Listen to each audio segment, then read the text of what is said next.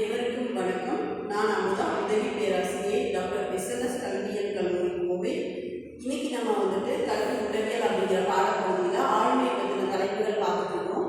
அதில் முக்கியமான ஒரு தலைப்பு ஆளுமை அளவிடும் முறைகள். ஆளுமைகள் என்ன? ஒரு மனிதன் தன்னுடைய பாரம்பரியத்தாலும் சூழ்நிலையாலும் பெற்றுள்ள உள்ளார்ந்த மனப்போக்குகள், உளக்குறிப்புகள், செய்முறைகள், இதை பற்றின செயல்பாடுகளை அளவிடுவதற்கு பேர் தான் ஆளுமை அளவிடும் முறைகள். சரிங்களா? ஒரு மனிதனுக்கு பாரம்பரியமாக சூழ்நிலை இருந்தாலும் அவனுக்கு ஆளுமை பண்புகள் இருக்கும். சில பயிற்சியின் அடிப்படையில் சிறந்த ஆளுமை மிக்கவர்களாக இருப்பாங்க. அந்த மாதிரி ஆளுமை பண்பு மிக்க ஒரு மாணவர்கள் உருவாக்குறதுல இந்த சமுதாயத்தில் என்ன மாதிரி பங்கு இருக்குங்கிறது நம்ம தெரிஞ்சுக்க வேண்டியது ஆசிரியர்களே கடமை.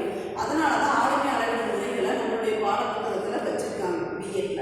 சரிங்களா? இன்னைக்கு நம்ம ஆளுமை அளவிடக்கூடிய முறைகளாக நம்ம பார்த்துட்டு இருக்கோம். அதில் நம்ம போன வீடியோவே பார்த்தோம், 2 வகையாக ஆளுமை அளவிடுறாங்க அப்படின்னு சொல்லிட்டு.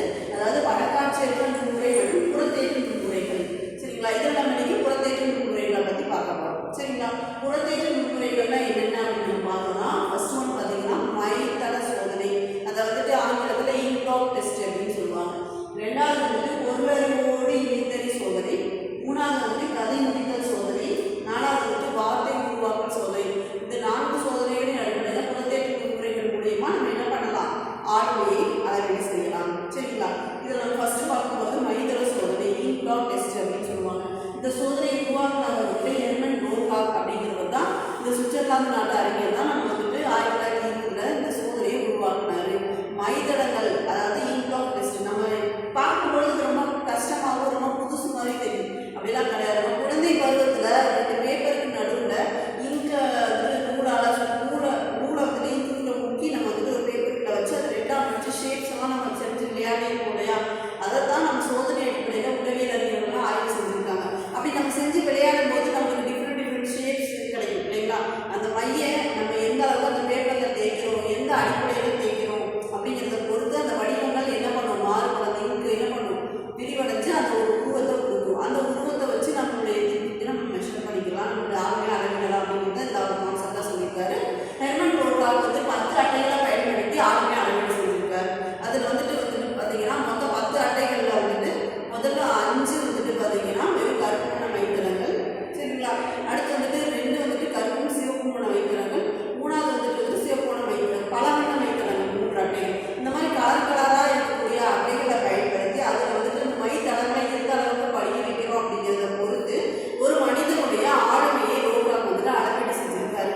அந்த மைத்தளங்கள் எந்த அளவுக்கு படிச்சிருக்குது, அதில் என்ன உருவம் இருக்குது அப்படிங்கிறத வச்சு தான் அவனுடைய ஆளுமையை அந்த மைத்தள சோதனையில் அவர் அளவீடு செஞ்சிருக்காரு. என்ன வினாவுக்கு என்ன விடை வந்திருக்கு அப்படிங்கிற கருத்துக்கள் அடிப்படையில் நம்ம அளவீடு செய்யலாம். உதாரணத்துக்கு அவங்க ஷேப் பண்ணதில் ஒரு மனிதனுடைய உருவம் வந்திருக்கா, விலங்கோட உருவம் வந்திருக்குது. அந்த அடிப்படையில் அந்த உருவத்தை வச்சு அல்லது அந்த படத்தை வச்சு அந்த சைல்டு என்ன புரிஞ்சுக்கிறாங்க, ஆப்போசிட்ல இருக்கிற பர்சன் என்ன புரிஞ்சுக்கிறாங்க அப்படிங்கிறது மூலயமா அவங்களுடைய ஆளுமையை, ஆப்போசிட் இருக்கிற பர்சனுடைய ஆளுமையை நம்மளால என்ன செஞ்சிட முடியும், அளவீடு செஞ்சிட முடியும். இதெல்லாம் என்ன சொல்றோம்னா ஹெர்மன் ரோகாக்குடைய மைத்தள சோதனை அப்படின்னு நம்ம சொல்றோம். 2வது சோதனை பொருளறிவோடு இணைத்தறி சோதனை.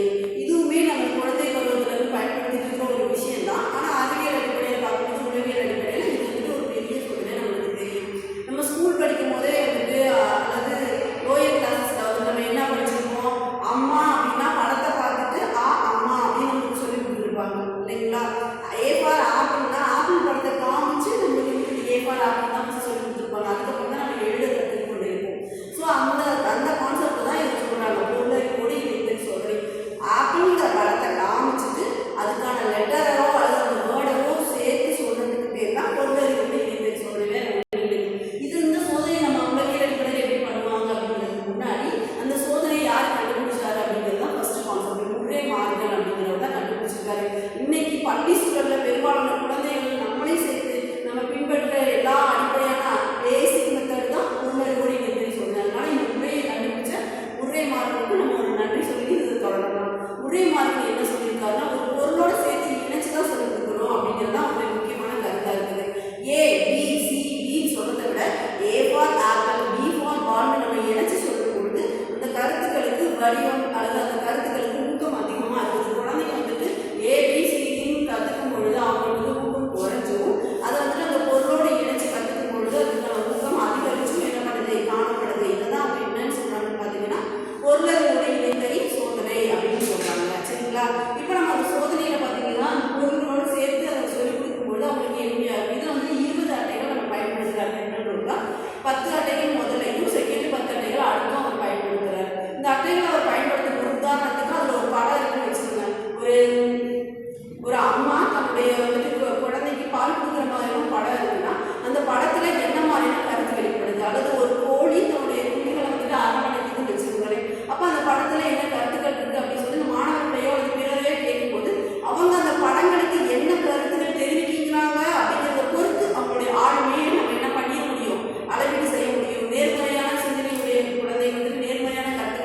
பார்ப்பாங்க. எதிர்மறையான சிந்தனை, கருத்துக்கள், ஆளுமையுடைய